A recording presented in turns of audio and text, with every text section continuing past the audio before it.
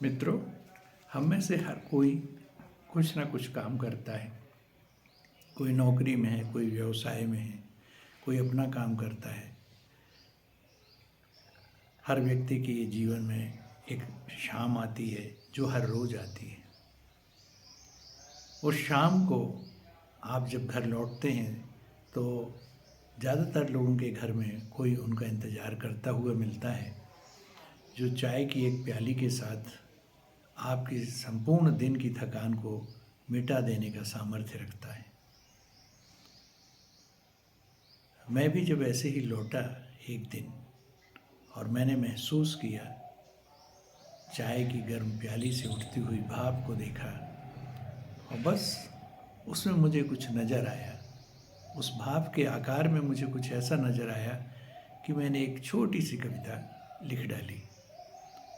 मैं चाहता हूँ आपसे भी उसे साझा करूँ। सुनिए।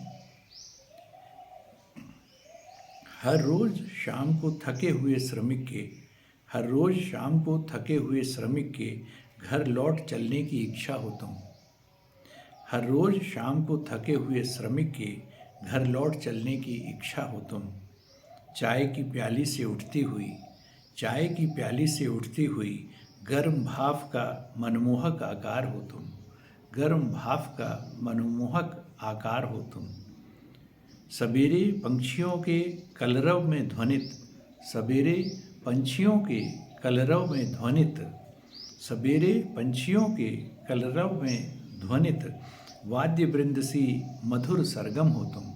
वाद्य वृंद सी मधुर सरगम हो तुम। ध्यान में मन के क्षण भर रुक जाने की ध्यान में मन के क्षण भर रुक जाने की योगी के यत्न की सफलता हो तुम। योगी के यत्न की सफलता हो तुम।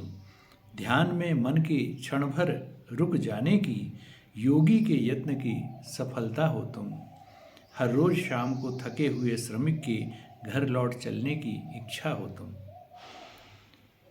मासूम बच्चे की जिह्वा पे भर आए मासूम बच्चे की जिह्वा में भर आए मासूम बच्चे की जिह्वा पर भर आए अनचखे मीठे के रस का अनचखे मीठे के रस का संवेदन हो तुम।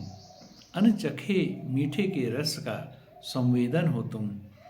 पौत्र की तरफ तकती दादा की बूढ़ी आँखों की पौत्र की तरफ तकती दादा की बूढ़ी आँखों की पौत्र की तरफ तकती दादा की बूढ़ी आँखों की लाड़ भरी अनुरागी चितवन हो तुम। लाड़ भरी अनुरागी चितवन हो तुम। हर रोज़ शाम को थके हुए श्रमिक के घर लौट चलने की इच्छा हो तुम। चाय की प्याली से उठती हुई चाय की प्याली से उठती हुई गर्म भाप का मनमोहक आकार हो तुम।